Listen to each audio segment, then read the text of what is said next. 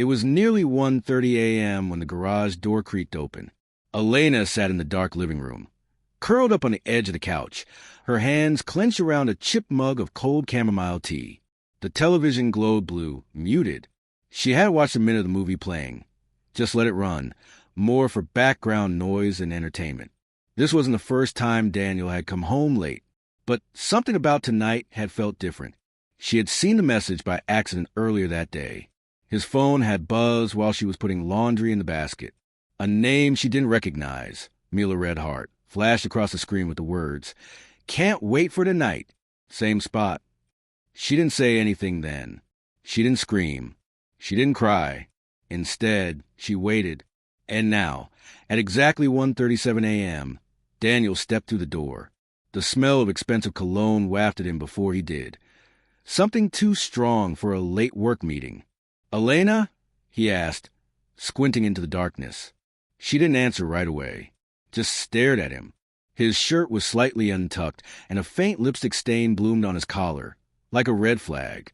"You're late," she said, voice calm, almost clinical. He blinked. "Yeah, sorry. The meeting ran long." "Oh." She tilted her head. Did Mila attend the meeting too? That name, just the sound of it, landed like a bomb in the room. His face paled. "W of what?" he stammered. "You left your phone unlocked this morning," she said, standing slowly, placing her mug down on the coffee table. She texted, "I saw everything." He opened his mouth, then closed it. A quiet settled between them, tense and heavy. "I followed you tonight," Elena continued, her voice firmer now. "Watched you laughing with her at that 24-hour diner on Elm. Watched you touch her hand like it belonged to you. Like I never did." Daniel finally looked ashamed. "Elena, I didn't mean for it to go this far." She held up her hand. "Don't insult me with apologies. Not now." He took a step forward. "Can we talk about this?" She laughed, sharp, humorless. "You had plenty of time to talk to me, but you used it whispering to her at midnight dinners." Daniel tried to say something, but she was already walking past him. "I packed a bag," she said over her shoulder. "I'm going to my sister's. Don't bother following me. And when I get back, I want you out." The door clicked shut behind her. He stood there, in the silence she left behind, surrounded by lies and the cold sting of being caught, not just by his wife, but by his own reflection. And for the first time, Daniel realized midnight would never feel peaceful again. Daniel stood in the hallway, stunned. The silence of the house pressed him like a punishment. Too still, too loud. Elena's footsteps echoed faintly outside, then faded completely. She was really gone. He wandered aimlessly into the kitchen, opened the fridge, closed it again. He wasn't hungry. He wasn't anything. Just a man who had watched his life unravel at the seams and hadn't even tried to sew it back up. The worst part wasn't being caught. It was that she hadn't yelled, hadn't begged, hadn't broken a single dish. She had let him go like someone releasing something they had held on to for too long. And that finality shook him more than any outburst could have. At her sister's house, Elena sat on the guest bed, suitcase unopened on the floor. Her sister, Mariana, didn't ask many questions, just gave her a robe, a glass of wine, and the space to breathe.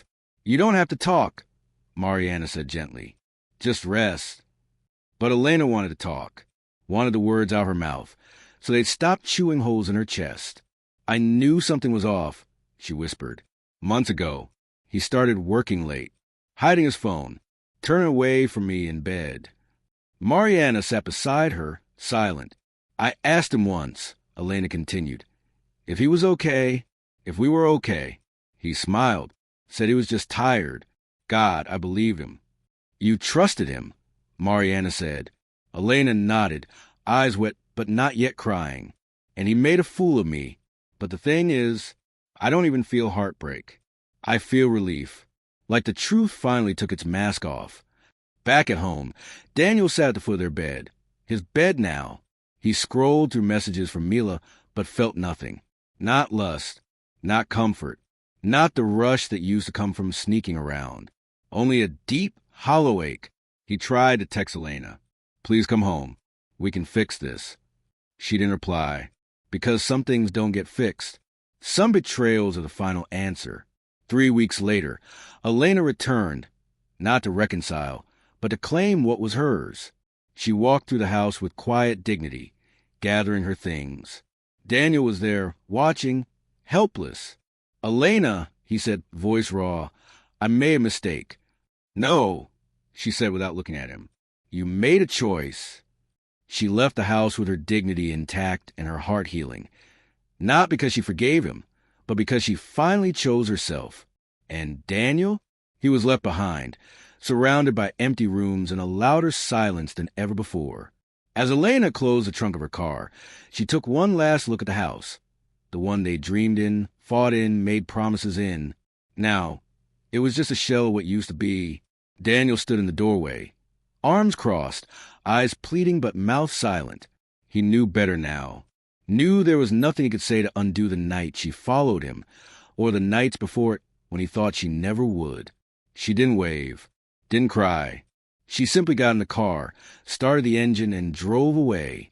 With every mile, her chest felt lighter. Not because it didn't hurt, but because walking away from someone who didn't value you is the beginning of remembering your own worth.